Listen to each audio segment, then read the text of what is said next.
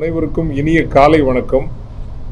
The rise எழுமின் அமைப்பினுடைய 14வது அனைத்துலக மாநாடு இம்மாதம் 9, 10, 11 நாட்களில் ஐடிசி சோழா கிராண்ட் விடுதியிலும், அதற்கு முன்னதாக ஒரு மிகப்பெரிய பொது நிகழ்வு 8ஆம் தேதி காலை 10 மணி முதல் மாலை 4 மணி வரை இந்த மகளிர் கிறித்தவ கல்லூரியிலும் நடைபெறுகிறது.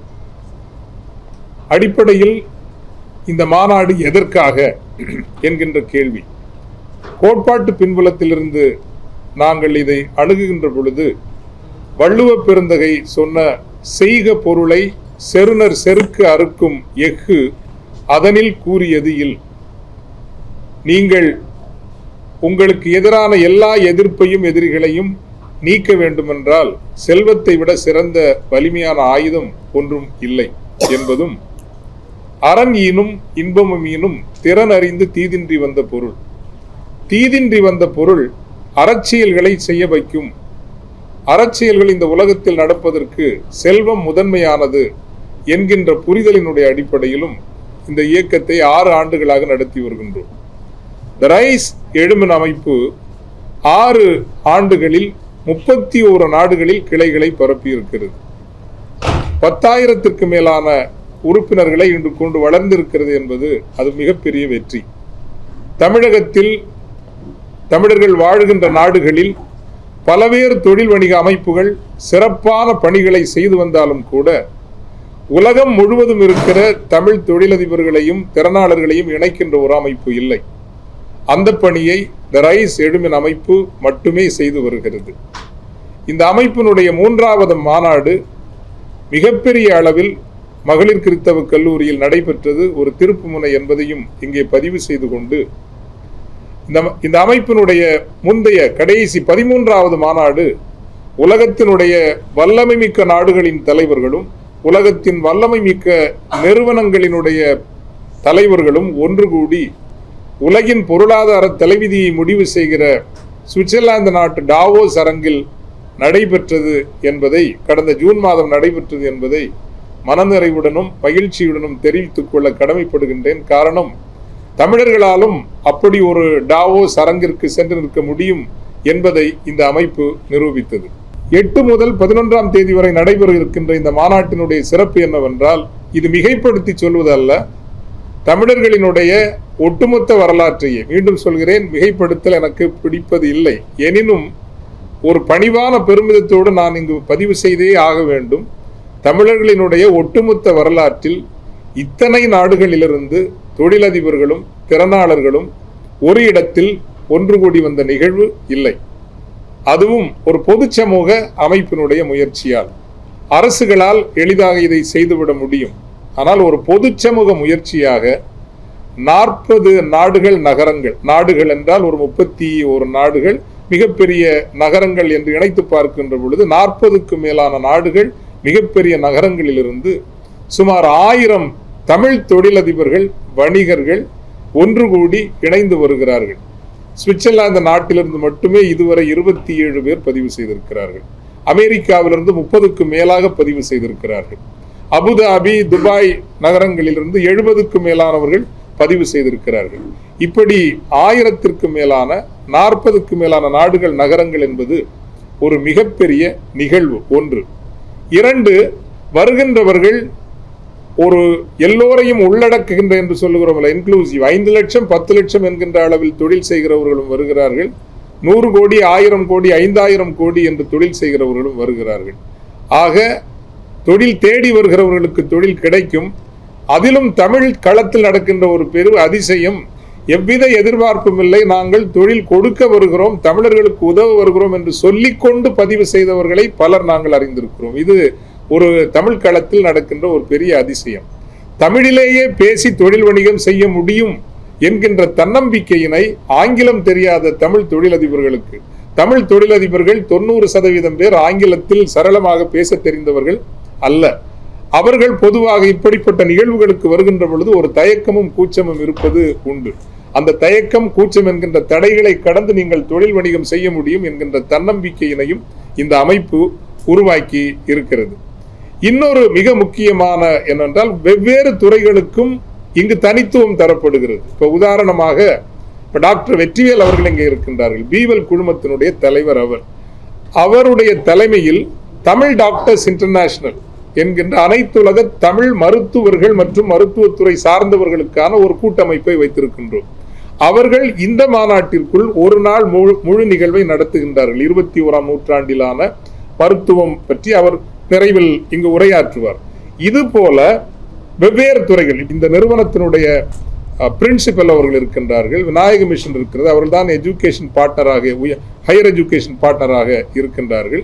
21ஆம் நூற்றாண்டில் உயர்கல்வி எப்படி இருக்கும், எந்த திசைகளில் செல்லும் என்பதை பற்றியும், உயர்கல்வித்துறைக்கும் மனிதவள மேம்பாட்டுத்துறை HR சென்னையில் இருக்கக்கூடிய மிகப்பெரிய நிறுவனங்களினுடைய HR ஹெட்ஸ் எல்லாம் கூட்டு வரோம். ஸோ இப்ப கல்லூரிகளில் இருக்கின்றவர்களுக்கு HR ஹெட்ஸை பார்க்கறது கொஞ்சம் கஷ்டமா இருக்கும். ஆனால் இந்த ரைஸ் அமைப்பு அதற்கான பாலமாக மாறுகிறது. இந்த மாநாடு ஒரு பாலமாக மாறுகிறது. மட்டுமல்ல, இந்த கல்லூரிகளோடு நிரந்தர மென்டர்ஷிப் ப்ரோக்ராம் பண்ணுவதற்கு, அதாவது இப்படியெல்லாம் நீங்க உங்களை பயிற்றுவித்துக் கொண்டால், உங்களை தகுதிப்படுத்திக் கொண்டால் வேலை எளிதாக கிடைக்கும் என்று அவர்களை வழி நடத்துவதற்கு சென்னையில் உள்ள, தமிழகத்தில் உள்ள மனிதவள மேம்பாட்டு சமூகம் HR சமூகம் இந்த மாநாட்டின் மூலமாக ஒரு ஒப்பந்த புள்ளியில், ஒரு ஒருமை புள்ளியில் வருகிறது என்பது தனிச்சிறப்பு. அதைவிட முக்கியமாக IT துறைக்கு ஒரு தனித்துவம் கொடுக்கின்றோம். காரணம், டீப் டெக் டெக்னாலஜி, டீப் டெக்னா தெரியும், இன்னைக்கு ஆர்டிபிஷியல் இன்டெலிஜென்ஸை பற்றி பேசுறோம். ஆனால் நமது அமைப்பில் வருகின்ற பேராளுமைகள் சொல்கிறார்கள் ஆர்டிபிஷியல் இன்டெலிஜென்ஸ் என்பது முடிந்து போய்விட்டது, அடுத்து நாம் பேச வேண்டியது குவாண்டம் இன்டெலிஜென்ஸ், அதை பற்றி பேசுவோம். அதற்கு அடுத்து என்ன நடக்க போகிறது? 2 திசைகளில் இதை நாங்கள் அணுகுகின்றோம். எப்படி என்றால், ஒன்று, இன்று 2025 என்ன நடக்கிறது என்பதல்ல, 2040 என்ன நடக்க போகிறது, அதற்கு தமிழ் சமூகத்தை ஆயத்தப்படுத்துவது எப்படி என்கின்ற உரையாடலும், இந்த டீப் டெக் என்பது வெறும் ஒரு சிறு தொகுதியினருக்கானது மட்டுமல்ல, கடைக்கோடி தமிழர்களுக்கும் கொண்டு சேர்ப்பது எப்படி, அதற்காக இந்த மாநாட்டில் தமிழக அரசிற்கும் தமிழ் உலகிற்கும் ஒரு முக்கியமான பரிந்துரையை கூட நாங்கள் முன்வைக்கின்றோம். தமிழ், ஆங்கிலம், இந்தி என்கின்ற மும்மொழி கொள்கை விவாதத்தை கைவிட்டுவிட்டு, ஏனென்றால் தேவையான மொழியை யார் வேண்டுமானாலும் கற்றுக்கொள்வார்கள் என்பது மனித இயல்பு, உலக இயல்பு. அதற்கு மாறாக தமிழ், ஆங்கிலம் ஒரு டிஜிட்டல் லாங்குவேஜ், அது பைத்தானாக இருக்கலாம், வேறு ஏதாவது இப்படி ஒரு மும்மொழி கொள்கையை ஏன் அரசு முன்வைக்க கூடாது எனில், கடைக்கோடி அரசு பள்ளி மாணவர்களுக்கும் மாணவியர்களுக்கும் அவர்கள் பள்ளிக்கூடத்தில் படிக்கிற போதே ஒரு டிஜிட்டல் லாங்குவேஜ் படிக்கின்ற பொழுது, இன்று பேசப்படுகின்ற ஆர்டிபிஷியல் இன்டெலிஜென்ஸ், குவாண்டம் கம்ப்யூட்டிங், இந்த ஒரு காலகட்டத்தில் வெறும் உயர் நடுத்தர அல்லது நடுத்தர வசதி படைத்த மாணாக்கர்கள் மட்டுமல்ல இடம் பிடிப்பார்கள், ஏழை எளிய மக்களும் இடம் பிடிக்க முடியும் என்கின்ற நோக்கத்தில் இதை ஒரு இயக்கமாகவே முன்னெடுத்து செல்ல விரும்புகின்றது. இந்த நிகழ்வுக்கு மைக்ரோசாப்ட் நிறுவனத்தினுடைய அமெரிக்காவின் மைக்ரோசாப்ட் நிறுவனத்தினுடைய AI டைரக்டர் செசில் சுந்தர் அவர்கள் வருகின்றார்கள். அதே போல அமெரிக்காவில் ஃபெக்கி AI என்கின்ற ஒரு மிகப்பெரிய நிறுவனத்தினுடைய கணேஷ் ராதாகிருஷ்ணன், டிலிகன் வேலி நம்ம ஊரில் நடத்தி அந்த ஊரிலும் அமெரிக்காவிலும் மிகப்பெரிய நிறுவனம் பிரபாகரன் முருகையா, அப்படி என்று நாம் நினைத்து பார்க்க முடியாத, அல்லது ஜோஹோ நிறுவனத்தினுடைய இயக்குனர் ராஜேந்திரன் தண்டபாணி, இப்படி மிகப்பெரிய ஆளுமைகள் இந்த மாநாட்டிற்கு வருகின்றார்கள். எல்லோருக்கும் இது கிடைக்க வேண்டும். ஐடிசியில் வாரவங்களுக்கு கொஞ்சம் செலவு அதிகமாகத்தான் இருக்கும், ஏன்னா 3 நாள் செலவுங்கிறது அதிகம். ஆனால் சென்னையில் இருக்கிற ஆர்டிபிஷியல் இன்டெலிஜென்ஸ் படிக்கிற பிள்ளைங்க, டேட்டா சயின்ஸ் படிக்கிற பிள்ளைங்க, இன்னும் கம்ப்யூட்டர் சயின்ஸ் படிக்கிற பிள்ளைங்க இந்த அறிவை எல்லாம் பெற்றுக்கொள்ள வேண்டும் என்பதற்காக மகளிர் கிறிஸ்தவ கல்லூரி முன்வந்த காரணத்தினால் சென்னையினுடைய அனைத்து கல்லூரிகளுக்கும் தகவல் சொல்லி 1000க்கும் மேலான மாணவர்களை இந்த உலக ஆளுமைகள் 8ஆம் தேதி 10 மணி முதல் மாலை 4 மணி வரை சந்தித்து தங்கள் அறிவையும் தங்கள் அனுபவத்தையும் ஆர்டிபிஷியல் என்ற துறையில் என்னென்ன செய்ய முடியும் என்பதையும் பகிர்ந்து கொள்கிறார்கள். இது ஆக இப்படி பல நிகழ்வுகள், குறைந்தபட்சம் B2B தான், ஏற்றுமதி இறக்குமதி வணிகம் செய்கின்றவர்களுக்கு ஒரு மிகப்பெரிய வாய்ப்பு. இந்த மாநாட்டினுடைய முழக்கம் அறைகூவலே வணிகம் வெல், வைய தலைமை கொள், செல்வத்தில் வென்றால்தான் தமிழர்கள் இன்று சிறக்க முடியும் என்பதால் என்ன சிறப்புன்னு நீங்க கேட்பீங்க, வேற ஒன்றும் கிடையாதுங்க. 40 நாடுகளில் இங்க இருக்கக்கூடிய தொழில் வணிகம் செய்யறவங்க, ஏற்றுமதி இறக்குமதி பண்றவங்க ஒவ்வொரு ஊருக்கும் போயிட்டு வரணும்னா அது பல லட்சக்கணக்கான செலவு. எந்த செலவும் இல்லாமல் சென்னைக்கு வந்தால் மட்டும் போதும். அதுவும் சென்னையில் இருக்கிறவர்கள் மாலையில் வீட்டுக்கு சென்று விடலாம். நீங்கள் பகல் நேரத்தில் வந்து 40 நாடுகளின் நகரங்களின் தொழில் வணிக தமிழ் ஆளுமைகளோடு ஒரு நல்லுறவை உருவாக்கி கொள்ளலாம். ஏற்றுமதி இறக்குமதி வணிகம் சிறக்க செய்யலாம் என்கின்றது இந்த மாநாட்டினுடைய ஒரு தனித்துவம். குறைந்தபட்சம் ஒரு 1000 கோடி அளவுக்காவது தொழில் வணிக பரிமாற்றங்கள் சிறு குறு நடுத்தர தொழில் முனைவோர் மத்தியில் நடக்க போகிறது எங்களினுடைய ஒரு மதிப்பீடாக இருக்கிறது. இன்னொரு மிக முக்கியமான தனித்துவம் இந்த மாநாட்டில் என்ன இருக்கிறது என்றால், சமூக நோக்குடைய சில முக்கிய செயற்பாடுகளையும் இந்த மாநாட்டின் ஊடாக நாங்கள் எடுக்கின்றோம். அதில் ஒன்று ஏற்கனவே நான் சொல்லிவிட்டேன், இந்த மும்மொழி கொள்கை என்பது புதிய மும்மொழி கொள்கை. தமிழ், ஆங்கிலம் ஒரு டிஜிட்டல் மொழி. அந்த டிஜிட்டல் மொழி பல மொழிகள் இருக்கின்றன, ஏதேனும் ஒரு டிஜிட்டல் மொழி என்பது. இரண்டாவது, பாராளுமன்ற உறுப்பினர்களோடு அரசியலுக்கும் தொழில் முனைவோருக்கும் ஒரு இடைவெளி இருக்கிறது. ஏதாவது காரியங்களாக வேண்டும் என்றால் சென்று பேசி காரியம் சாதித்துக் கொள்கிற ஒரு அணுகுமுறை தான் இருக்கிறதே தவிர, ஒவ்வொரு மாதமும் அல்லது 3 மாதங்களுக்கு ஒரு முறை இந்த தொழில் வணிக சமூகமும் அரசியல் சமூகமும் இணைந்து வந்து உரையாடுகின்ற ஒரு ஒழுங்கு, ஒரு பண்பாடு இங்கு இல்லை. அதை உருவாக்குங்கள் என்று நாங்கள் ஒரு கோரிக்கையாக வைக்கின்றோம். காரணம், அரசியல் பொருளாதாரம் என்பது மிக முக்கியம். இன்றைக்கு நீங்க பாத்தீங்கன்னா காரியங்கள் சாதிக்கிறவர்கள் தப்பாக எடுத்துக்கொள்ளக்கூடாது, வடநாட்டவர்களாகத்தான் அதிகமாக இருக்கிறார்கள். காரணம், அவர்கள் அரசியல் சமூகத்தோடு இணக்கப்பாடாக நடந்து கொள்கிறார்கள். அரசியல் சமூகத்தோடும் தொழில் வணிக சமூகம் இணைந்து வருகிற ஒரு போக்கையும் நாங்கள் உருவாக்கி விரும்புகின்றோம். 2, மூன்றாவது மிக முக்கியமாக, இந்தியா மிகப்பெரிய பொருளாதாரம், சந்தை. இந்திய சந்தை என்பது மிகப்பெரிய சந்தையாக அடுத்த 20 ஆண்டுகளில் வருகின்ற போது வேற்று மாநிலத்தவர்கள் எல்லாம் இங்கு வந்து சிறப்பாக வணிகம் செய்கிறார்கள். தமிழர்களும் எல்லா மாநிலங்களுக்கும் செல்ல வேண்டும் என்பதற்காக கர்நாடக மாநிலம், பெங்களூர், மும்பை, புவனேஸ்வர், கல்கத்தா, டெல்லி போன்ற நகரங்களில் நமது கிளைகள் தொடங்கப்பட்டிருக்கின்றன. பெங்களூரில் மட்டுமே 4 கிளைகள் இருக்கிறது. 75க்கும் மேலான தமிழர்கள் அங்கிருந்து இந்த மாநாட்டிற்கு வருகிறார்கள். மும்பையிலிருந்து வருகிறார்கள், புவனேஸ்வரிலிருந்து வருகிறார்கள், புதுடெல்லியிலிருந்து வருகிறார்கள், கல்கத்தாவிலிருந்து வருகிறார்கள், அந்தமான் நிக்கோபார் தீவுகளிலிருந்து வருகிறார்கள். இந்தியாவுக்குள்ளேயே உலக அளவுக்கான வணிகம் செய்கின்ற வாய்ப்புகள் இருக்கின்ற பொழுது தமிழர்களே அதை நீங்கள் பயன்படுத்திக் கொள்ளுங்கள். தமிழக எல்லையை கடந்து ஏனைய மாநிலங்களுக்கும் செல்லுங்கள். அதற்கான ஒரு ஒழுங்கையும், அந்த வகையில் புதுடில்லியில் மட்டுமல்ல தமிழ்நாடு ஹவுஸ் இருக்க வேண்டும், கர்நாடகத்திலும் இருக்க வேண்டும், மும்பையிலும் இருக்க வேண்டும், ஏனைய முக்கிய நகரங்களிலும் தமிழக இல்லம் என்று ஒன்று இருக்க வேண்டும். அது தமிழ் தொழிலதிபர்களுக்கு உதவியாக இருக்க வேண்டும் என்பதை நாங்கள் இந்த மாநாட்டின் மூலமாக கேட்கின்றோம். 4வதாக மிக மிக முக்கியமானது, தமிழீழ அந்த போரில் விதவைகளானவர்களினுடைய எண்ணிக்கை மட்டுமே 1 லட்சத்திற்கு மேல். கணவனை இழந்து விதவைகளான தமிழ் பெண்களினுடைய எண்ணிக்கை 1 லட்சம் பேர். அவர்களில் பலர் இறந்து விட்டார்கள். இன்னும் பதிவு செய்த அட்டவணைப்படி 70,000க்கு மேலான விதவைகள், கணவனை இழந்தவர்கள் என்று சொல்லலாம், விதவைகள் என்பது கூட, ஆனால் புரிதலுக்காக மட்டும் அதை சொல்கிறேனே தவிர நான் அந்த வார்த்தை, அந்த சொல்லை ஏற்றுக்கொள்கிறவன் அல்ல. கணவனை இழந்த பெண்கள் 70,000 பேர் இருக்கிறார்கள். அவர்களுக்காக நம்பிக்கை என்ற ஒரு திட்டத்தை ஹலீமா அறக்கட்டளையுடன் இணைந்து இந்த மாநாடு அறிவிக்கிறது. ஏற்கனவே ஹலீமா அறக்கட்டளை இதற்காக 80 லட்சம் ரூபாயை ஒதுக்கி இருக்கிறது. அது மாடு வளர்ப்பாக, கறவை மாடு வளர்ப்பாக இருக்கலாம், ஒருங்கிணைந்த ஒரு விவசாயமாக இருக்கலாம். 1 ஆண்டு காலத்தில் அவர்கள் ஒரு கூட்டுறவாக மாற வேண்டும். 2 ஆண்டு காலத்தில் அவர்கள் இன்னும் ஒரு 500 பேர் என்கின்ற அளவுக்கேனும் வளர வேண்டும். 3வது ஆண்டில் நமது ஊரில் இருக்கிற ஆவின் போல, அதே போல அமுல் என்கின்ற அந்த கூட்டுறவு திட்டத்தினுடைய முன்மாதிரியில் இந்த 70,000 விதவை பெண்களில் குறைந்தபட்சம் ஒரு 20,000 பேரையாவது வாழ்வாதார வழிக்கு கொண்டு வந்து ஒரு மிகப்பெரிய ஒரு பிராண்ட், ஒரு ஆவின் போல, அமுல் போல ஒரு பிராண்ட் அங்கு உருவாக்க உதவ வேண்டும் என்கின்ற அந்த அறைகூவலையும் இந்த மாநாடு விடுக்கிறது. 4வதாக தமிழூர் என்கின்ற ஒரு திட்டத்தை இந்த மாநாடு முன்வைக்கிறது. இப்போ நீங்க சென்னையில பார்த்தீங்கன்னா மலையாள கேரளா கிளப் இருக்கும், நீங்க ஆந்திரா கிளப் இருக்கும், பலவேறு கிளப் இருக்கும்.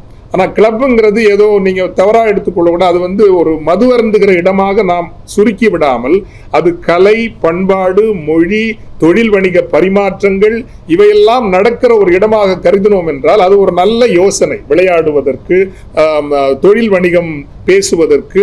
அந்த வகையில் உலகெங்கிலும் இருந்து தமிழர்கள் வரலாம், வந்து தங்கலாம், தொழில் வணிகம் பேசலாம், பரதநாட்டியம் கற்றுக்கொள்ளலாம், மரபிசை கற்றுக்கொள்ளலாம், களரி கற்றுக்கொள்ளலாம், சிலம்பம் கற்றுக்கொள்ளலாம். சீனாவில் இருக்கிறதை போல ஒரு ஷாவலின் ஒரு டெம்பிள் நம்முடைய சிலம்பத்திற்காகவும் வர வேண்டும், ஒரு இயற்கையான சூழலில் வாழ வேண்டும் என்பதற்காக மாவட்டங்கள் தோறும் தமிழூர் என்று ஒன்று உருவாக்க வேண்டும் என்கின்ற வகையில் முதல் தமிழூர் திருநெல்வேலிக்கும் குற்றாலத்திற்கும் இடையில் ஒரு ஊரில் நாங்கள் ஏற்கனவே ஒரு நிலம் வாங்கிவிட்டோம், அதை பூர்வாங்கமாக அறிவித்து அப்படி ஒரு தமிழூர் ஒன்றை கட்டமைக்கின்ற ஒரு பணியும் இந்த மாநாட்டினூடாக நடைபெற இருக்கின்றது. ஊடகத்தினூடாக ஒரு முக்கிய அழைப்பு என்னவென்றால், 8ஆம் தேதி எல்லோரும் மகளிர் கிறிஸ்தவ கல்லூரிக்கு மாணவ சமூகத்தினர் வாருங்கள். ஆர்டிபிஷியல் இன்டெலிஜென்ஸ், குவாண்டம் கம்ப்யூட்டிங், இவை பற்றியெல்லாம், குவாண்டம் இன்டெலிஜென்ஸ் இவை பற்றியெல்லாம் தெரிந்து கொள்ள விரும்புகிறவர்கள் வாருங்கள். அதே போல இந்த அனைத்துலக ஐடி துறையினருக்காக இருக்கின்ற அமைப்பில் இணைய விரும்புகிறவர்களும் 8ஆம் தேதி நீங்கள் மகளிர் கிறிஸ்தவ கல்லூரிக்கு வரலாம். கட்டணம் எதுவும் இல்லை, ஆனால் பதிவு செய்ய வேண்டும். அதற்கான லிங்க் எல்லாம் அறிவிக்கப்படும்.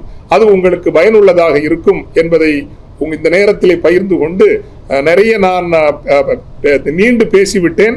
ஊடகத்துறை அன்பர்களுக்காக நான் சுருக்கமாகவும் கடைசியில் 1 நிமிடம் 2 நிமிடம் பேசுவேன். அதற்கு முன்னால் முதலில் என்னிடம் உங்களுக்கு கேள்வி இருந்தால் நீங்கள் கேட்கலாம். அதற்கு பிறகு தமிழ் டாக்டர்ஸ் இன்டர்நேஷனல் யார், என்ன செய்ய போகிறார்கள் என்பதை நம்முடைய டாக்டர் அவர்கள் சொல்லுவார்கள். இந்த நேரத்தில் இந்த மாநாடு என்பது உங்களுக்கு தெரியும், நாங்கள் மிகப்பெரிய வெளிநாட்டு நிறுவனங்களிடமிருந்தோ அல்லது அரசிடமிருந்து நிதியுதவி பெற்றோ இந்த 13 மாநாடுகளும் 14 மாநாடும் நடக்கவில்லை. இது பொது சமூகத்தினுடையவும் நல்லுள்ளம் கொண்ட தொழில் நிறுவனங்களினுடையும் துணையோடு தான் நடந்து வந்திருக்கின்றது. அவ்வகையில் இந்த மாநாட்டினுடைய பிரசன்டிங் ஸ்பான்சராக முன்வந்திருக்கின்ற G2 நிறுவனத்திற்கு நாங்கள் இங்கு பொதுக்களத்தில் நன்றி சொல்ல கடமைப்பட்டு இருக்கின்றோம். தரமான நல்ல ஒரு ப்ராப்பர்ட்டிஸை முறைப்படி நாங்கள் பொதுவாக பின்புலங்களை முறைப்படி படிக்காமல் எந்த நிறுவனத்தோடும் நாங்களும் செல்வது இல்லை. அந்த வகையில் சட்டங்களினுடைய அடிப்படையில் செயல்படுகின்ற அந்த நிறுவனம் எங்களுக்கு புரவலாக வந்திருக்கிறது என்பதற்கு நாங்கள் இங்கு நன்றியோடு பதிவு செய்ய கடமைப்பட்டிருக்கின்றோம். இந்த தமிழர் கூட்டமும் CTRASIS என்கின்ற அமைப்பும், தமிழர் தொழில் வணிக வேளாண் பெருமன்றம் என்கின்ற அமைப்பும் இன்னும் துணை தருகின்றன. விநாயக மிஷன் உயர்கல்வி ஒரு பார்ட்னராக வந்திருக்கிறது. இப்படி பல நிறுவனங்கள் துணை தந்திருக்கின்றன.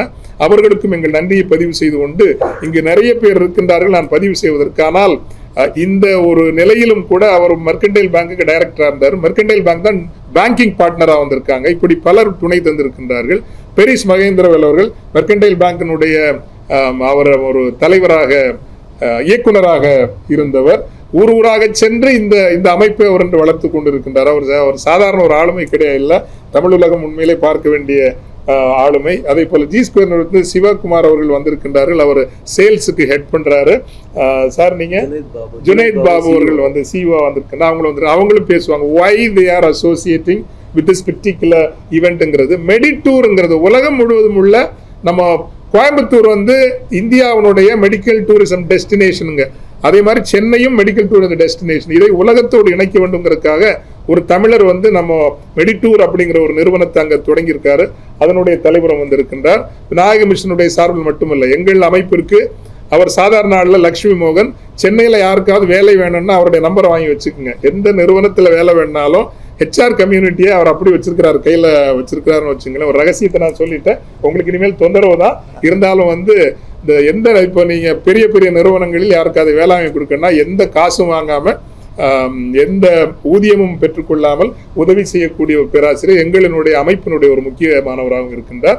மற்றபடி இந்த நாளை ஒழுங்கு செய்த எல்லோருக்கும் ஊடகங்கள் இந்த சமீப நாட்களாக இந்த முயற்சியை நன்றாக புரிந்து கொண்டிருக்கின்றன. அந்த உதவி தந்து கொண்டிருப்பதற்கு நாங்கள் உண்மையிலேயே பெரிய நன்றி கடன் பட்டிருக்கின்றோம். News7 தோழமையாக தந்திருக்கிறது. தினமணி, இந்தியன் எக்ஸ்பிரஸ் தோழமையாக எங்களுக்கு வந்திருக்கின்றார்கள். எல்லோரும் தோழமை தந்தால் இன்னும் நன்றாக இருக்கும் என்கின்ற ஒரு வேண்டுதலோடும் நிறைவு செய்து கொண்டு, முதலில் நீங்கள் கேள்விகள் கேட்கலாம்.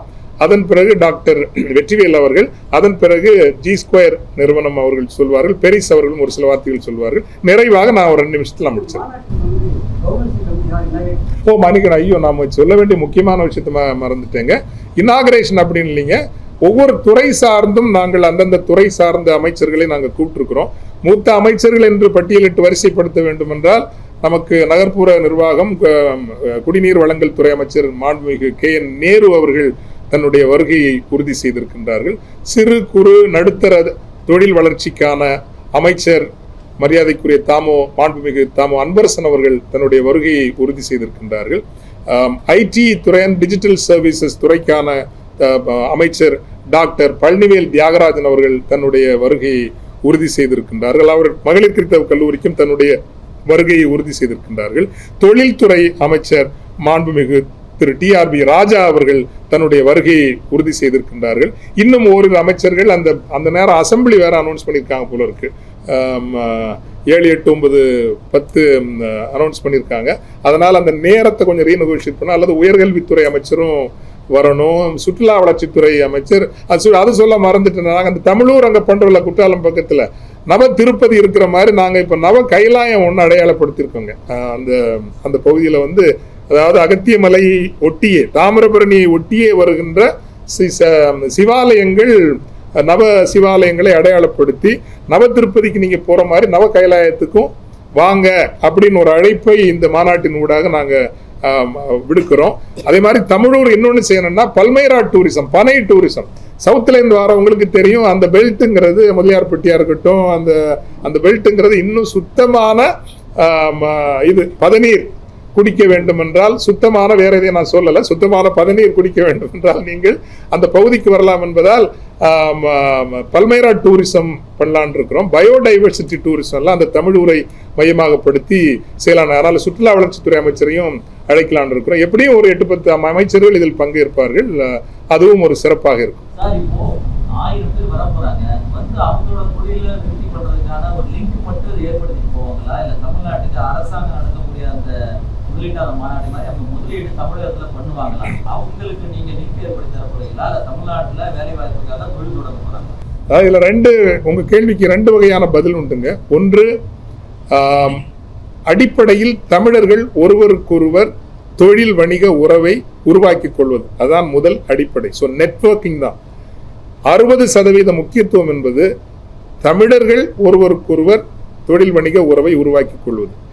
உள்ளபடியே 9, 10, 11 நாட்களில் இந்த மாநாடை வைப்பதற்கு காரணமும் 11, 12 அயலக தமிழர்களுக்கான நிகழ்வு நடைபெறுகின்றது. இங்கு வருகிறவர்கள் அப்படியே 11ஆம் தேதி மதிய உணவை முடித்துக் கொண்டு அயலக தமிழர் நிகழ்வுக்கும் எல்லோரும் இணைந்து செல்ல வேண்டும் என்பதற்காகத்தான் இந்த கால ஒழுங்கையே முடிவு செய்தோம். இப்போ இதனால், இந்த நெட்வொர்க்கிங்னால இந்த 1000 பேர்ல தமிழகம், பெங்களூர், மும்பையிலிருந்து ஒரு 400 பேர், 450 பேர் வருகிறார்கள். அப்ப வெளிநாட்டில் உள்ள தமிழர்களோடு உள்ள தொடர்பு என்பது அயலக சந்தைகளோடு தமிழ்நாட்டு தொழிலதிபர்களுக்கான ஒரு வாயில் திறப்பு என்று நீங்கள் எடுத்துக்கொள்ளலாம். 2, 3 தமிழகத்திற்கு வந்து பெருமுதலீடு செய்கின்ற அளவுக்கு வசதியுடன் இருக்கின்ற தமிழர்கள் எண்ணிக்கை குறைவு. இதை நல்லா ஞாபகம் வச்சுக்கணும். இன்ஃபேக்ட் நீங்க கேட்ட இதே கேள்வியை ஒரு அமைச்சரிடம் கேட்டார். இதனால வந்து தமிழகத்திற்கு என்ன முதலீட்டு அளவில் என்ன பயன் அப்படின்னு ஒரு அமைச்சர் கேட்டார். அப்ப நான் அவர்கிட்ட சொன்னேன், உலக முதலீட்டாளர்கள் தமிழகத்திற்கு வருகின்ற பொழுது அவர்களை ஊராக சென்று நீங்கள் அழைக்கின்றீர்கள், பட்டுக்கம்பளம் விரித்து வரவேற்கின்றீர்கள். என்றேனும் ஒரு நாள் வர வேண்டும். உலகத்தில் உள்ளவர்கள் தமிழர்களை முதலீட்டாளர்களாக அழைத்து தமிழர்களுக்கு உலக பரப்பில் பட்டுக்கம்பளம் விரிக்கப்படுகின்ற ஒரு காலம் வர வேண்டும் என்கின்ற கனவுக்காகத்தான் இந்த அமைப்பு இயங்குகிறது என்று, தமிழர்கள் இன்று அந்த நிலையில் பெரிதாக இல்லை என்பதை இந்த நேரத்தில் நான் பதிவு செய்ய விரும்புகின்றேன். என்றேனும் ஒரு நாள் தமிழர்கள் வருவார்கள், வர வேண்டும் என்கின்ற வேட்கையும் விருப்பும் வெறியும் கொண்டுதான் இந்த முயற்சி நடத்தப்படுகிறது. எனவே உலக முதலீட்டாளர்களை இங்கு வரவேற்கிற காலம் ஒரு நாள் அற்றுப்போய் தமிழர்கள் உலக பரப்பிற்கு முதலீட்டாளர்களாக செல்ல வேண்டும் என்கின்ற கனவை ஒரு சிறு அகல் விளக்கு போல் தாங்கிக் கொண்டு சுற்றி திரிகிற ஒரு அமைப்பாக நீங்கள் இதை பார்க்க வேண்டும்.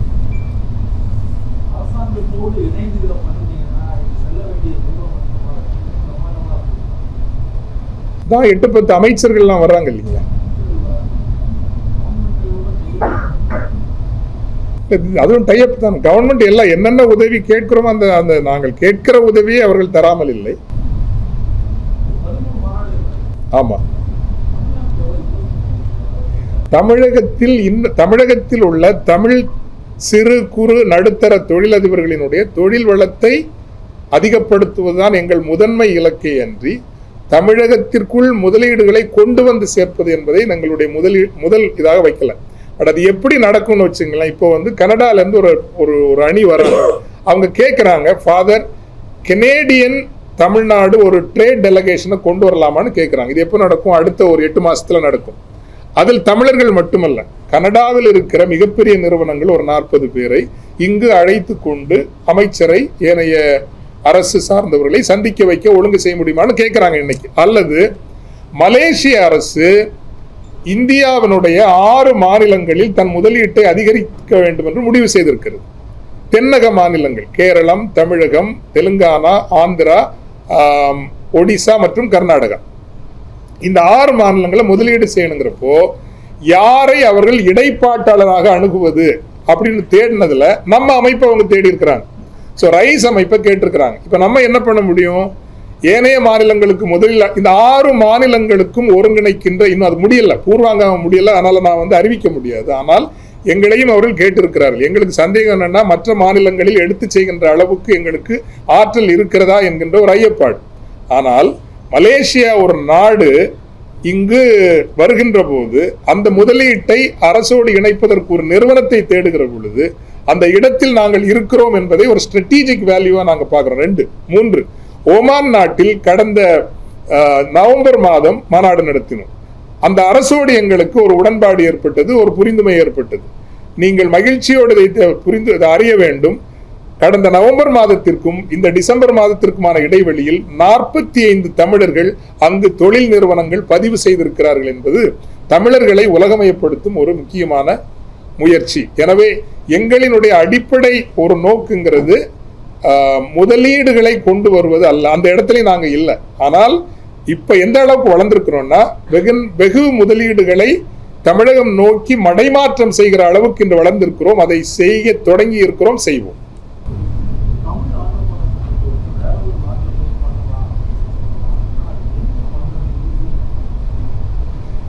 இது குறைந்தபட்சம் என்ன செய்ய முடியும்னா, மலேசியாவுக்கு போறாங்க, ஒரு கம்பெனி ரெஜிஸ்டர் பண்ணோம்னா அது ஈஸி. எங்க நிறுவனத்துக்கு நீங்க வாங்க, ஓப்பனாவே சொல்றேன். நீங்க மலேசியால, ஒமான்ல, துபாயில, அபுதாபியில, கத்தார்ல, சவுதி அரேபியால, பஹ்ரைன்ல, இங்க எல்லாம் எந்த கனடால, அமெரிக்கால ஒரு தொழில் நிறுவனம் நீங்க பதிவு பண்ணணும்னா, ஃபார் எக்ஸாம்பிள் சரியான ஆடிட்டர், உங்கள்கிட்ட நிறைய பணம் வாங்க மாட்டாங்க, வெரி லெஜிட்டிமேட்டா நியாயமான செலவோட கம்பெனி உங்களுக்கு ரெஜிஸ்டர் பண்ணி கொடுக்க முடியும்.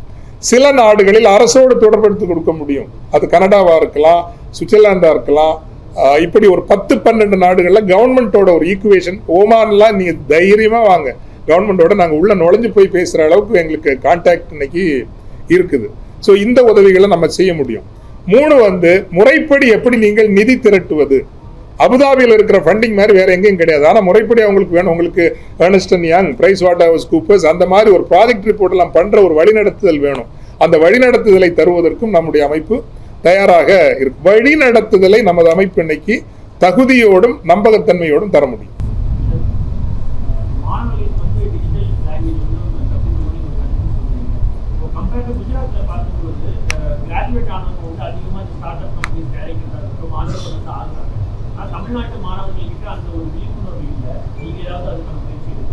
நம்ம எல்லாம் சேர்ந்து அதை ஒரு கேம்பெயின் பண்ணலாங்க. நீங்க கேட்கறது உண்மைதான்.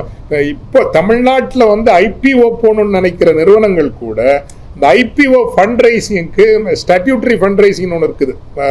இந்தியாவிலேயே அந்த ஃபண்ட் ரைசிங் நீங்க பண்ணணும்னு, அந்த ஸ்டாட்யூட்டரி ஃபண்ட் ரைசிங்க்கு தமிழ்நாட்டுக்குள்ள அவங்களால ரைஸ் பண்ண முடியல. எங்க போறாங்கன்னா குஜராத்து தான் போறாங்க. இது நம்மை பொறுத்தவரையில் நமது பண்பாட்டில் இன்னும் அந்த ரிஸ்க் எடுக்கிற மனநிலை வரல. ஸோ அந்த ரிஸ்க் மென்டாலிட்டி எப்படி கொண்டு வரணுங்கிறப்போ 8ஆம் வகுப்பு 10ஆம் வகுப்புலேயே நம்ம இந்த ஸ்டாக் மார்க்கெட்லாம் நம்ம பிள்ளைங்களுக்கு கொஞ்சம் சொல்லி கொடுக்கணும் அப்படின்னு நான் நினைக்கிறேன். அதில் சிலது கேட்பா, ஐயோ எங்கள் பிள்ளைங்களை கெட்டுவிடாதீங்கன்னு சொல்கிறவங்களும் இருப்பாங்க. பட் நான் நினைக்கிறேன் நம்ம பிள்ளைங்களுக்கு இந்த ரிஸ்க் எடுக்கிற அந்த இதெல்லாம் நம்ம கற்றுக் கொடுக்கணும் அப்படின்னு நான் நினைக்கிறேன்.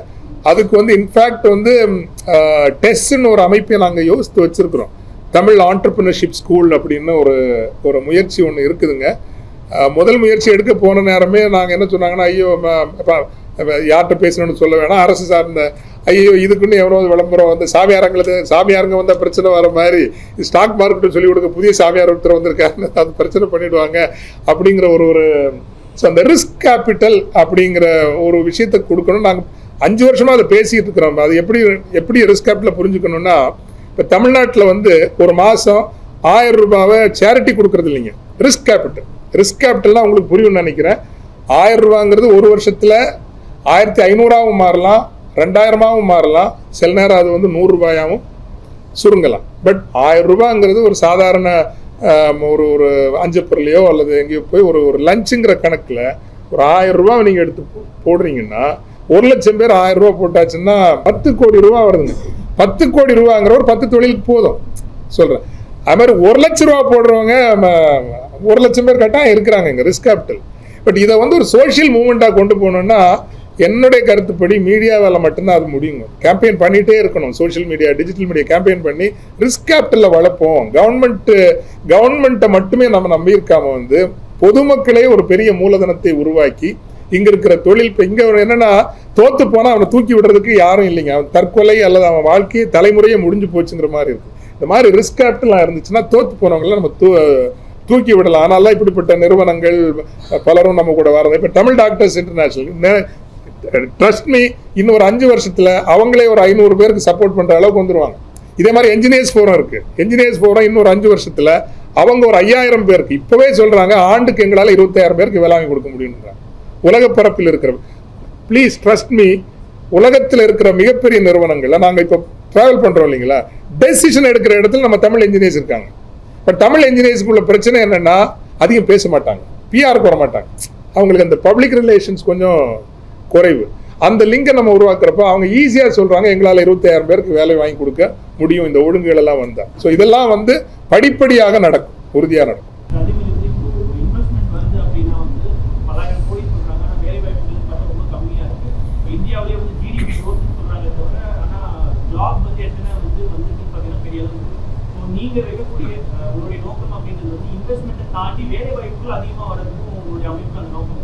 ரெண்டு கொள்கையை வச்சிருக்காங்க. எங்க முழக்கம் எல்லா மேடையிலும் தெரியும், இருக்கிறவங்களுக்கு தெரியும்.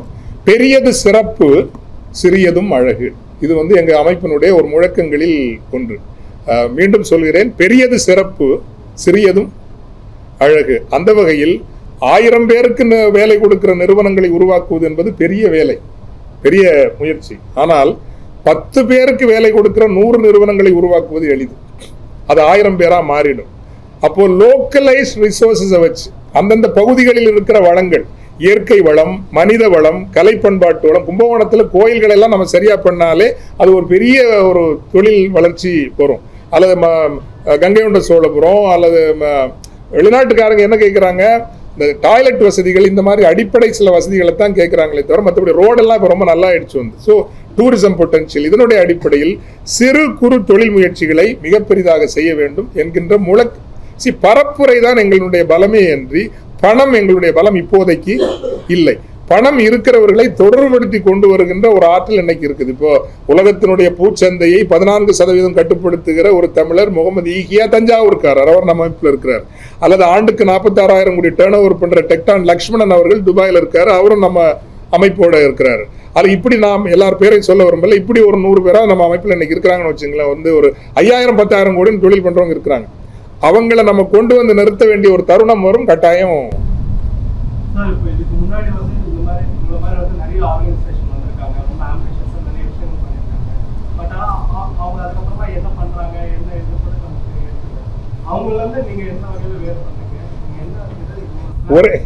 ஒரே வேறுபாடுங்க, இன்னும் குரல் மங்கவில்லை, மடிந்து போகவில்லை. அந்த குரல் ஒலித்து கொண்டே இருக்கிற இந்த மெசேஜ் போயிட்டே இருக்குது. ஒன்று. ரெண்டாவது முக்கியமான ஒன்று பார்த்தீங்க அப்படின்னா, உலக அளவில் தமிழர்களை இன்னைக்கு இணைக்கிற அளவுக்கு இப்படி ஒரு அமைப்பு இல்லைங்கிறது எல்லாரும் இன்னைக்கு ஒத்துக்கிறாங்க. இதில் மாற்று கருத்தே இல்லை. இது ஒரு பணிவோடும் ஒரு இதோ சொல்ல முடியும். வந்து நீங்களே சொல்லுங்க, இந்த 40 நாடுகள் நீங்கள் எங்களால் சொல்ல முடியும், இந்த 40 நாடுல உங்களுக்கு என்ன தொடர்பு வேணாலும் உருவாக்கி கொடுக்க முடியும் அப்படிங்கிற அளவுக்கு இந்த அமைப்பு வளர்ந்துருக்குது. அதைத்தான் இந்த 6 ஆண்டுகளில் ஒரு சாதனையாக நாங்கள் பார்க்கறோம். அது தொடர்ந்து செய்துட்டு இருக்கோம்.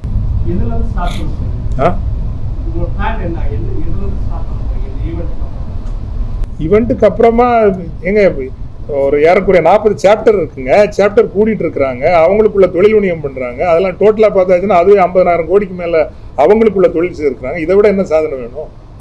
தமிழர்கள் தங்களுக்குள்ள ஒரு சர்க்குலர் எக்கானமி ஒரு 40-50,000 crores தொழில் பண்ணியிருக்காங்கிறது அது சாதாரண சாதனைங்களா? அது சென்னையிலேயே 15 சாப்டர் இருக்குங்க. 15 சாப்டர் அந்த தமிழர் தொழில் வணிக வேளாண் பெருமன்றங்கிற ஒரு அமைப்பு. 15 அணிகளும் தமிழ் பெயர் சூடியவை.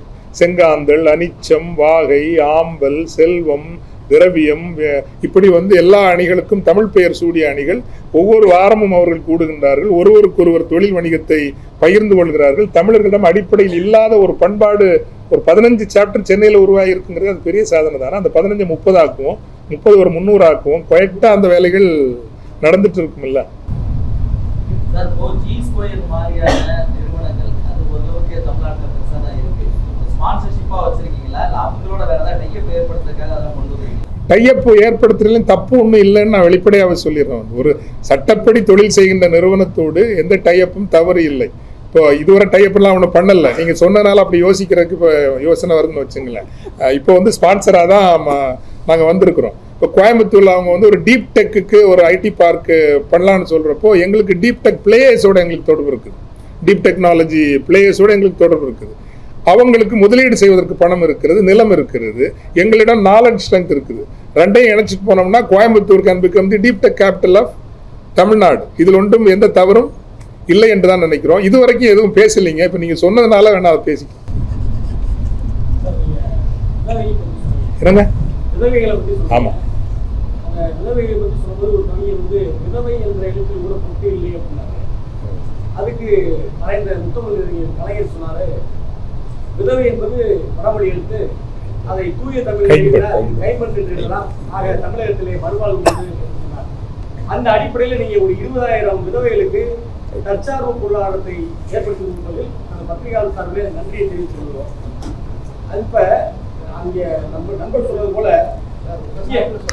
வேலை வாய்ப்புல என்னுடைய சர்வே சொல்லிக் கொள்கிறேன். இப்ப பாத்தீங்கன்னா அரசு வேலை வாய்ப்புல பிற மொழி பேசுகின்ற, பிற மொழியை தாய்மொழியாக கொண்டவர்களுக்கு இங்கு வேலை வாய்ப்பில் அதிக இடஒதுக்கீடு இருக்கிறது. தமிழர்களுக்கு 7.5% தான் இடஒதுக்கீடு இருக்கிறதாக இப்பொழுது ஒரு புள்ளி வந்திருக்கிறது. உதாரணம் சொல்ல வேண்டும் என்றால் வட இந்தியர்களுக்கு 12.5% வேலை வாய்ப்பு தமிழக அரசு இடஒதுக்கீட்டில் உள்ளதாக இருக்கிறது. எனவே நமது ரைஸ் சார்பிலே இந்த தொழில் முனைவு சிந்தனையை விதைக்கின்ற நீங்கள், முதலீட்டை ஈர்க்கின்ற நீங்கள், அரசு வேலை வாய்ப்பை, தமிழர்களுடைய அரசு வேலை வாய்ப்பு பற்றி நீங்கள் எடுத்து கூறுவீர்கள். அதாவது சரியான புள்ளி விவரங்கள் எனக்கு தெரியல. உண்மையிலே நீங்க சொன்ன புள்ளி விவரங்கள் முதல்ல நான் வெரிஃபை பண்ணிக்கிறேன். ஆனால் பொதுவாக பிற மாநிலங்களில் சொல்லப்படுகின்ற நிலத்தின் மக்களுக்கு 80% வேலை வாய்ப்பு அரசு பணிகளில் மட்டுமல்ல தனியார் துறைகளிலும் தரப்பட வேண்டும் என்கின்ற கோரிக்கையை நான் தனிப்பட்ட முறையிலும் என்னுடைய அமைப்பும் பொதுக்களத்தில் அறிவித்து அதை நிலைநிறுத்துவதற்கு எந்த தயக்கமும் இல்லை. அதில் நான் உங்களோடு உடன்படுகின்றேன். இந்த கைம்பெண் என்ற சொல் எனக்கு தெரிந்த சொல் தான், ஆனால் அதை நான் பயன்படுத்த தவறிவிட்டேன், மன்னிக்கவும். இனிமேல் கைம்பெண் என்கின்ற சொல்லை நான் இனிமேல் பயன்படுத்துகின்றேன். இந்த விதவைங்கிறது பலருக்கும் பொதுக்களத்தில் புரிகிறது என்பதால் அதை சொல்றேன். சரி, அதுக்கு முன்னால் இந்த தமிழ் டாக்டர்ஸ் இன்டர்நேஷனல் என்ன பண்ண போறாங்க டாக்டர் சொல்லுங்க. வணக்கம், டாக்டர் வெற்றிவேல். ரைஸ் அமைப்பின் மூலமாக இப்போ தமிழ் டாக்டர்ஸ் ஒரு சாப்டர் தொடங்கியிருந்தோம். இதில் எல்லா உலகத்தில் இருக்க எல்லா தமிழ் டாக்டர்ஸை நெட்வொர்க் பண்ணுற ஒரு முயற்சி எடுத்து இப்போ துபாயில் சாப்டர் ஆரம்பிச்சிருக்கோம். லாஸ்ட் 4 மாதத்துக்கு முன்னாடி கிட்டத்தட்ட 60 டாக்டர்ஸ் இன் துபாய், தமிழ் பேசுகிற டாக்டர்ஸு இங்கேருந்து போயிருக்காங்க. இப்போ அவங்க நம்மளை பார்த்து ஒரு சந்தோஷமாக ஒருங்கிணைச்சு திரும்ப இப்போ துபாய் இந்த மாநாட்டுக்கு வர்றாங்க ஐடிசிக்கு. இதே மாதிரி சவுதி அரேபியா சாப்டர் ரெடி ஆகிட்டு இருக்கு, மொரீஷியஸ், மலேசியா போல நாடுகள் இருக்கு. இப்போ டாக்டர்ஸ் சேர்ந்தால் என்ன பண்ண முடியும் அப்படின்னு கேட்டிங்கன்னா, இப்போ ஃபாதர் சொன்ன மாதிரி தமிழ் டாக்டர்ஸ் ஒன்றிணைந்தால் என்ன பண்ண முடியும்? ஒன்று, நம்ம பேஷண்ட்டுக்கு ட்ரீட்மெண்ட் அவங்க கொடுக்கலாம், அங்கே உள்ள அட்வான்ஸ் டெக்னாலஜி இங்கே கொண்டு வரலாம். இது மாதிரி ஒரு பல முயற்சியில் நிறையா ஆரம்பிச்சிருக்கோம். இது படிப்படியாக முன்னேறி எல்லோருக்கும் ஒரு பெனிஃபிட்டாக இருக்கும் இந்த நெட்வொர்க் அப்படிங்கிற ஒரு பெரிய ஒரு நம்பிக்கையோடு நாங்கள் எல்லாம் சேர்ந்துக்கிட்டு இருக்கோம். இந்த மாநாட்டில் ஒரு நாள் ஃபுல் டே கான்ஃபரன்ஸ், இல்லை நம்ம தமிழ்நாட்டில் இருக்க doctor, hospital owners, insurance sector, technology sector எல்லாம் பெரிய பெரிய ஸ்பீக்கர்ஸ் வர்றாங்க. பேனல் டிஸ்கஷன் வச்சுருக்கோம். இந்தியன் மெடிக்கல் அசோசியேஷன் இதில் ஒன்றா பார்ட்டிசிபேட் பண்ணுறாங்க. முக்கியமாக டிஎன் ஸ்டார்ட் அப், நம்ம தமிழ்நாடு கவர்மெண்டோட ஸ்டார்ட் அப் நிறுவனம் ஒரு 40 ஸ்டார்ட் அப் இன் தமிழ்நாடு, தமிழ் மக்கள் ஸ்டார்ட் அப் கம்பெனிஸை பிச் டெக் கொண்டு வரோம். அதில் இன்வெஸ்டர்ஸ் ஒரு 30 இன்வெஸ்டர்ஸ் பார்ட்டிசிபேட் பண்ண ஒத்துக்கிட்டாங்க. ஸோ 40 கம்பெனி பிச் பண்ணும்போது 30 இன்வெஸ்டர்ஸ் அதில் முதலீடு பண்ணுறதுக்கான ஒரு அருமையான ஆப்பர்ச்சுனிட்டி கிரியேட் பண்ணியிருக்கோம். இந்த full one day conference will benefit எல்லா டாக்டர்ஸ் அண்ட் எனிபடி இந்த health care related people participate பண்ணலாம். ஸோ இந்த மெசேஜை நீங்கள் பப்ளிக் கொண்டு போனால் இது ரொம்ப ஹெல்ப்ஃபுல்லாக இருக்கும் இந்த ஆர்கனைசேஷனுக்கு. தேங்க்யூ. ஒரு சில வார்த்தையில் பெரிசு வருது. அனைவருக்கும் இனிய ஆங்கில புத்தாண்டு நல்வாழ்த்துக்கள். அடுத்து வரக்கூடிய தமிழ் புத்தாண்டு வாழ்த்துக்கள். ஒரே உள்ளூரில் இருக்கிறவங்கள ஒருத்தருக்கு ஒருத்தர் அறிமுகம் இல்லாமல் இருக்கவங்கள கூட உலக அளவில் அறிமுகப்படுத்தக்கூடிய எளிமின் அமைப்புங்கிறதுக்கு நிறைய உதாரணங்கள் சொல்ல முடியும். சிவகாசிலையும் சென்னையில் இருக்கக்கூடிய 2 தொழிலதிபர்கள் இங்கே சந்திச்சுக்கலாம். அவங்க மலேசியாவில் சந்தித்து அவங்களுக்குள்ள ஒரு புரிந்துணர்வு ஒப்பந்தம் போட்டு இப்போ 2 வருஷமாக வருஷத்துக்கு 12 கோடி ரூபா அவங்களுக்குள்ள டர்ன் ஓவர் நடக்குது. இது ஒரு சின்ன உதாரணம். இதே மாதிரி ஏன்னா இது 50,000 கோடி 40,000 கோடினா அப்போ அந்த லெவலில் இருக்கவங்களுக்கு மட்டும்தானா அப்படிங்கிறது இல்லை. அடித்தட்டில் இருக்கிறவங்கலேருந்து அவங்க ஒரு சின்ன லெவல்லேருந்து எக்ஸ்போர்ட் பண்ணால் கூட அவங்கள கம்பைன் பண்ணி கொண்டு போகக்கூடிய ஒரு பெரிய முயற்சியை நம்முடைய எளிமின் அமைப்பு அருட்தந்தை அவர்கள் தலைமையில் ஏற்பாடு செஞ்சிட்ருக்கிறோம். நிறைய எக்ஸாம் இந்த 13 தொடர்ந்து எல்லா சமிட்லையும் கலந்துட்டு இருக்கிறோம். வித்தியாசமான கமிட்மெண்ட்ஸு. ஒரு பெரிய ஃபுட் இண்டஸ்ட்ரி, இன்னொருத்தர் பாடி அலைன்மெண்ட் பண்ணுறாரு, அவங்களுக்குள்ள ஒரு எம்ஓஐ போட்டு அது ஒரு மிகப்பெரிய ஒரு விஷயமா நடந்துட்டு இருக்குங்க. ஸோ இந்த நம்முடைய எளிமின் அமைப்புங்கிறது கடைக்கோடி தமிழருக்கும் பயன்படக்கூடிய ஒரு விதமாக இப்போ நாங்கள் ஃபாதரோட எல்லாம் ரோட் ஷோ அப்படிங்கிறது சின்ன சின்ன கிராமங்களில் கூட போய் அவங்களுக்கு ஒரு விழிப்புணர்வு உருவாக்கியிருக்கிறோம். அவங்களாம் இந்த மாதிரி ஒரு விஷயத்தை சிந்திச்சு கூட இருக்க முடியாது, அவங்களுக்கு ஒரு சிந்தனை உணர்வு உருவாக்கியிருக்கிறோம். இந்த ஆரா அப்படின்னு சொல்லுவாங்க. இந்த இடத்துல ஒரு கோயில் போனால் எப்படி ஒரு பக்தி உணர்வு வருதோ, இந்த ரைஸ் அமைப்பில் இந்த சம்மிட்டில் கலந்துக்கிட்டாங்கன்னா அவங்களுக்கு ஆட்டோமேட்டிக்காக அந்த பிஸ்னஸ் ஆண்டர்பிரினர்ஷிப் ரொம்ப பெரிய லெவலில் வரும். இப்போ அது ஸ்டூடெண்ட்ஸுக்கும் கொண்டு போகக்கூடிய அடுத்த கட்டமாக போயிட்டுருக்கிறோம். ஸோ எங்களுடைய வேண்டுகோள் சின்ன சின்ன விஷயங்கள் கூட மீடியாவில் பெரிய பெரிய விஷயமா வந்துட்டு இருக்கு. ஆனால் மிகப்பெரிய சாதனைகளை ரொம்ப அமைதியாக ஒரு 6 வருஷத்தில் 14 மாநாடுகள், அது உலக உச்சி மாநாடு, அவர்கள் சொன்ன மாதிரி சுவிட்சர்லாந்திலிருந்து மலேசியாவிலேருந்து, இதெல்லாம் சாத்தியமாகக்கூடிய விஷயம் இல்லை. இது இறையர்களாலும் எல்லோருடைய நம்பிக்கையின் அடிப்படையில் இது சாத்தியமாகிட்டு இருக்கு. எங்களுக்கு இதில் மீடியா சப்போர்ட்டுங்கிறது நீங்கள் எந்த அளவுக்கு இதை வெளியில் கொண்டு வரீங்களோ, தமிழ் இன்னும் உயரணும், தமிழர்கள் உயரணும். அவருடைய ஒரே கருத்து பொருளாதார ரீதியில் உயர்ந்தால் தான் தமிழ் நிலைக்கும், தமிழர்கள் நிலைக்க முடியுங்கிறனால உங்களுடைய ஒத்துழைப்பை அன்போடு கேட்டுக்கொண்டு சிறு துரு வணிகர்களுக்கான ஒரு ரெப்ரசன்டேட்டிவாக 100 ஆண்டு கண்ட 4 தலைமுறை தொழிலதிபராக இருக்கக்கூடிய நானும் அருட்தந்தையருடன் இணைந்திருக்கிறேன்னு சொன்னோம்னா ஒரு மிகச்சிறந்த ஆளுமைகள், ஒரு சிறந்த பண்பாளர்கள் இருக்கக்கூடிய ஒரு அமைப்பு. உங்களது ஆதரவை எப்போயும் தொடர்ந்து தர வேண்டும் என்று கேட்டு நிறைவாக ஜி2 நிறுவனம் ஏன் இது வங்கி துறையிலிருந்து நீங்க வந்திருக்கிறீங்க, தொழிலதிபர்களோடு வரும்போது உங்களுக்கு முதலீடோ உங்களுக்கு அவங்க நீங்க பணம் கொடுக்கறதுல ஒரு பெரிய கஷ்டம் இருக்காது. ஏன்னா தொழில் இருக்கு. புதிய தொழில் தொடங்குறவங்களை உருவாக்குறதுக்கு எவ்வளவு நீங்க முனைப்பு காட்டுறீங்க, அவங்களுக்கு எவ்வளவு நிதி கொடுக்கறதுக்கு, இல்லை கடந்த காலங்களில் எவ்வளவு கொடுத்து உதவி இருக்கிறீங்க? இல்லை, உங்களுக்கு நான் தமிழ்நாடு மர்க்கண்ட் வங்கியுடைய முன்னாள் இயக்குனர், அந்நேரம் தொடர்பில் இருக்கிறோம். அந்த வங்கியினுடைய ஸ்ட்ரென்த்தே ரீட்டைல் பேங்கிங் தான், சிறு குறு தொழில் பண்ணக்கூடியவங்களுக்கான ஒரு வங்கி. அதனால தான் இதில் நம்ம டைப்பில் கொண்டு வந்திருக்கிறது காரணம். இது பெரும் தொழிலதிபர்கள் மட்டும் இல்லை, சிறு தொழிலதிபர்களும் வர முடியும்னு நான் சொன்னேன். சிவகாசி சென்னையில் இருக்க 2 பேருமே தேர் டிஎம்பி கிளைண்ட்ஸ். ஆனால் அவங்களுக்குள்ள ஒரு கனெக்ட் இல்லை. நாங்கள் அடுத்த கட்டமாக இன்னொரு சிந்தனை கொண்டு போயிருக்கிறோம். இது வரைக்கும் வங்கி வரலாற்றில் இல்லாத ஒரு புதிய ஒரு திட்டத்தை, ஒரு வணிக திட்டத்தை எங்களுடைய எளிமின் அமைப்பு கொண்டு வர இருக்கிறது.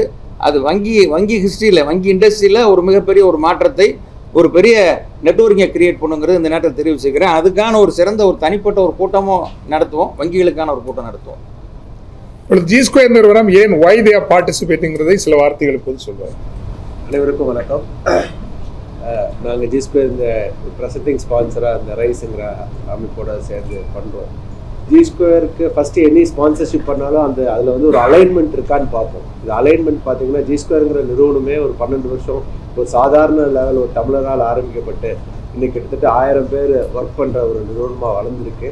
ஸோ கிட்டத்தட்ட ஒரு 3 ஸ்டேட்டில் ஒரு 12 லொக்கேஷனில் நம்ம ஆப்ரேட் பண்ணிகிட்ருக்கோம். ஸோ அந்த என்டர்பிரனரியல் ஸ்பிரிட்டு, ஃபாதர் சொன்ன மாதிரி ரிஸ்க் டேக்கிங் எபிலிட்டி, இதெல்லாம் இருக்கனால தான் இவ்வளோ தூரம் வளர்ந்து வந்திருக்கும். ஸோ இந்த அமைப்பு கிட்டத்தட்ட அதை தான் பிரதிபலிக்குது. எல்லாத்துக்கும் இந்த அமைப்பின் மூலம் இது எல்லாம் இப்போ கேட்டாங்க, ஏன் குஜராத்தில் எவ்வளோ பேர் தொழில் முனைவர் இருக்காங்க, ஏன் தமிழ்நாட்டில் இல்லைங்கிறப்போ அது ரிஸ்க் டேக்கிங் எபிலிட்டியோ அதுக்கான ஒரு கட்டமைப்போ இல்லாமல் இருக்குது ஆக்சுவலாக. ஸோ இந்த மாதிரி ஒரு அமைப்பு, அந்த மாதிரி ஒரு கட்டமைப்பை பண்ணையில் இன்ஸ்பயர் பண்ணல நிறைய பேர் அவங்களோட நிறுவனங்களை விரிவாக்கப்படுத்தணும்னு நினைப்பாங்க. புதிதான தொழில் முனைவர்கள் வருவாங்க. எப்படி ஜி2 மாதிரி நிறுவனங்கள் தமிழர்கள் ஆரம்பிக்கப்பட்டு இன்னைக்கு வெற்றிகரமாக இருக்குமோ, இது போன்ற பல நிறுவனங்கள் இந்த தொழிலுக்குள்ளே வருவாங்க. ஸோ அதனால தான் அந்த அலைன்மெண்ட் பார்த்தனால தான் இவங்க செய்திருக்க பணிகளை பார்த்து தான் கண்டிப்பாக அதை நாங்கள் ஸ்பான்சர் பண்ணணும்னு நினச்சோம். அதனால தான் நாங்கள் என் பேர் Junaid Babu, chief operating officer of g2.